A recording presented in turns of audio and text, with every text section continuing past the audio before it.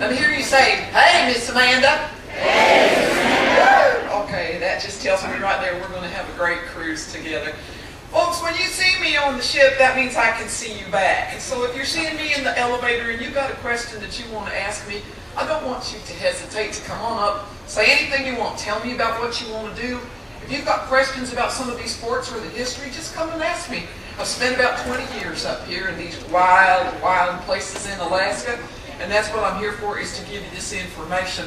I can see you out there, and you're looking at me and you're going, what in the world is this get-up all about, right? Well, I might as well just set the record straight right here. Ladies and gentlemen, throughout history, it's been women in my profession, the world's oldest profession.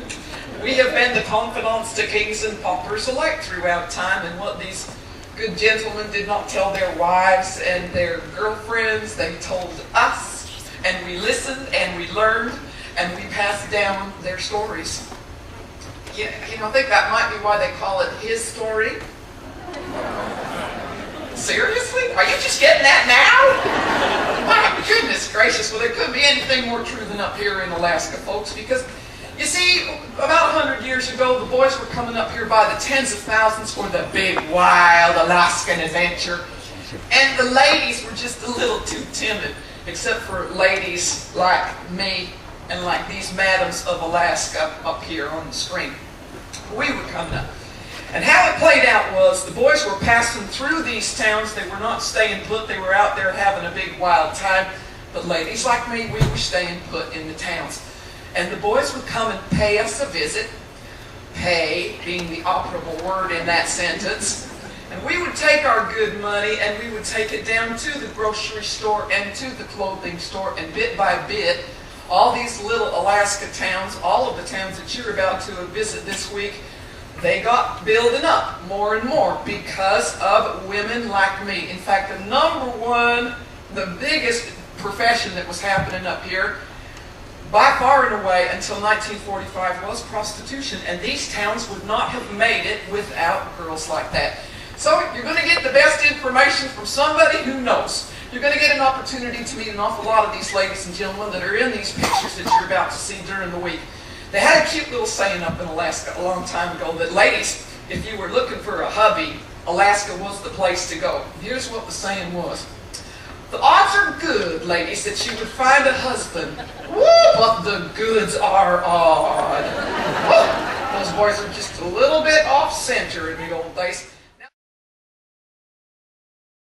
At the New York Cafe. Now, folks, this place is very important historically because in 1900, there were about 30 Japanese families that came up to the Ketchikan area, all with the intention of starting businesses. Now, George and Yoko Shimizu were just one of these couples that came out. They purchased the land, they built the New York Hotel and the cafe right next to it. They opened their doors and they ran their business very successfully for about 40 years until a little thing called Pearl Harbor. And then within 48 hours, all 30 of those Japanese families had been rounded up and taken to a Japanese internment camp. Now, the rest of the residents of Ketchikan were really upset about this. These were their friends and their neighbors. And they wanted to do something about it, so they decided they were going to get together and they were going to take over all of these Japanese businesses. They did. Now, when these people came out of the Japanese internment camp a few years later, they came back to Ketchikan pretty much sure that everything that they worked so hard for would be long gone. Guess what they found? Not only were all of their businesses running good and strong, but bank accounts had been set up for all of these businesses, and every penny that had been made during those years was sitting in a bank account waiting for them to come home. Yeah! That's the way they do it in Ketchikan, ladies and gentlemen, and that is the way that they would do it for you tomorrow. Ladies and gentlemen, I would like to introduce you to Miss Dolly Arthur. She was born in 1888 in Idaho. When she was 30 years old, she came up to Ketchikan, and by that time, she was a well-established madam. Now, she came to Ketchikan for two very specific reasons. Number one, she said she loved men. Loved them. Number two, she loved adventure. Dolly was just as happy to go out and have some wild, crazy outdoor adventure with with you, and she was to stay home and do her business. And my goodness, what an amazing businesswoman she was.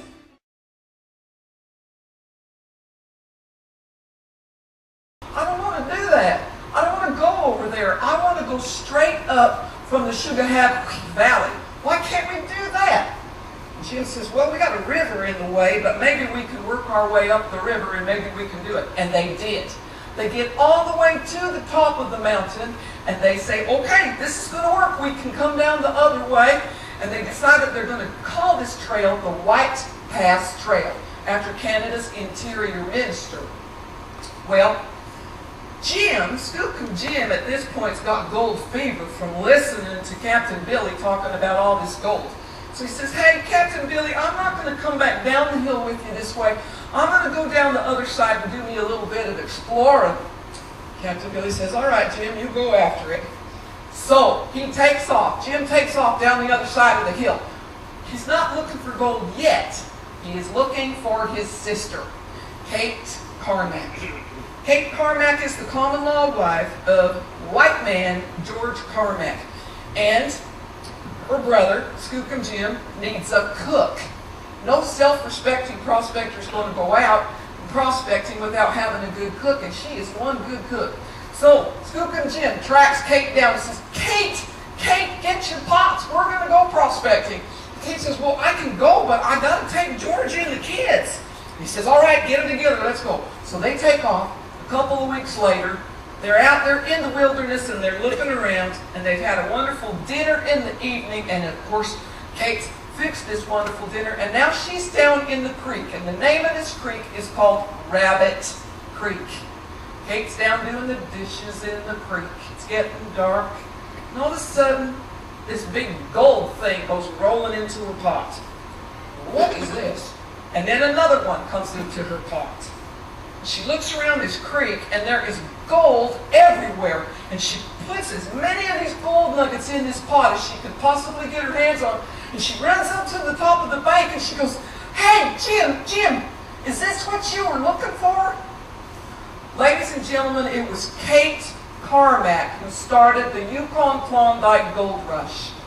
She's never ever gotten credit for it because she was a native and she was a woman.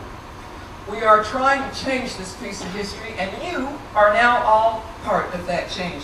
So spread the word on that one. 4 miles ahead, just 4 miles up the mountain, the Canadian Mounties are trying to figure out what's going on here. Where are all the people? Why isn't anybody coming up? What's slowing it down? So they decide they're going to ride down and find out what the holdup is, and here's what they see. 2,000 horses. 2,000 horses died in this little tiny stretch, this little tiny curve. But it gets worse, ladies and gentlemen. Of course, the Mounties, when they saw it, they were frantic. They fired off their guns. They said, stop, right now, stop or we'll shoot you. We got to fix this. We got to widen this trail out here so that we can get these horses through in an orderly manner, and we got to get food on this trail. Oh, it was such a good idea, wasn't it? And the Mounties started to blast this mess out so that they could clear it up. But in the 3 days that it took for them to expand this trail, another 1,000 horses dropped dead in their traces, right there. This is a half-a-mile stretch, ladies and gentlemen, that has now been named Dead Horse Gulch. A half-a-mile stretch. 3,000 horses died, and those of you that are going to ride the train tomorrow are going to go right over Dead Horse Gulch. Frank Reed sees it, Soapy, and says, whoa, stop! Soapy, stop! Stop. We're taking you in. This solves everything. You've come to us. This is good. Just stop. We're taking you in. Soapy goes, Frank, I don't know what in the world you're talking about. Get out of my way. Frank says, no, Soapy, no. Enough is enough. We can't take this anymore. We're taking you in now. Soapy looks at Frank and says, oh, Frank, I should have shot you a long time ago. And he pulls up that rifle and he points it point blank at Frank. Whoa, Frank grabs the barrel of that rifle with his left hand, and they are rustling, and they're tussling, and they're going back and forth, and it's looking really bad. And Frank reaches in with his right hand and he pulls out his pistol and he points it right at Soapy. And Soapy screams out, "Frank, don't do it!" Hits Soapy point blank. Now Soapy's going down. Frank has to let go of the barrel of Soapy's rifle, but remember that rifle is still loaded, ready to go. Bang.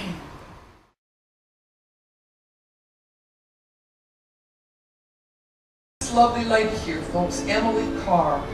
She was born in 1871, about 4 blocks away from where the ship is going to dock, and a lot of you are going to go right past her house on Government Street. Now, she came from a really good family. Her parents were well respected in the community, and Emily started painting when she was a young girl, but it wasn't until her parents passed away when she was 20 years old that she figured she better do something with her life. So she decided she was going to send herself down to the San Francisco Art Institute to study down there for a couple of years to get her training. She did really well down there. When she finished up, she came back up to Victoria. When she gets back up to Victoria, she says, "Okay, I know exactly what I want to do, and it's kind of a unique thing." She says, "I want to paint, but I want to paint the native villages." She believed with all of her heart, ladies and gentlemen, that all of these native villages would be lost in history if somebody didn't make an artistic record of them. And she wanted to be that person. So she started traveling all through BC, all through Canada. This picture here is up in Sitka, Alaska. And she started painting all of these native villages. Their totem poles, their clan houses, and of course the absolutely gorgeous scenery around. We've got the Parliament building, of course, this gorgeous, gorgeous building. And then kitty corner from it, right around the corner from it, is the gorgeous Empress Hotel. And both of them were built by this gorgeous man. Look at this guy. Isn't he something else? Woo-hoo. Francis Rattenbury. Now in 1893 he was commissioned to build a new Parliament building in honor of the Queen's Diamond Jubilee. And boy, what a good job he did. Because of the fact that if you didn't know what it was, you had no business going inside. Of course, it had been built for all the fancy steamship people and the railroad people that were coming up to visit Victoria. But nowadays, there is most certainly a sign on the front, and everybody is welcome to come inside. But I got to share a little bit of very interesting history with you about it. Most people don't know this. Now, Francis Rattenbury took a look at this whole situation, and he said, I don't like this at all. Parliament building is right here, and we got this big, ugly bridge right here, and it basically separates one side of Victoria from the other side right here. Let's fill in the gap. And that's exactly what he did. He drained out that entire section of the swamp. He made a dam there. He put in thousands and thousands of wooden pylons, poured dirt over the top of that, and then he built this beautiful hotel, the Empress Hotel. Can you say Venice? All right, that's exactly what's happening. Slowly, slowly, but steady, it's starting to sink, the Empress Hotel. And they're trying to work on the foundation to kind of stabilize that. They're doing an absolutely fabulous job. We're keeping an eye on it, watching it all the time. Well, Robert was into the cement business, and he was trying to find a good place, a good source of limestone. And boy, oh boy, he found it, 40 minutes out of Victoria.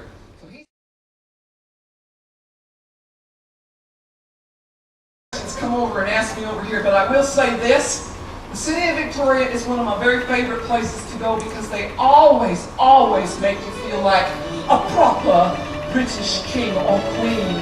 Get out there and have some fun with them.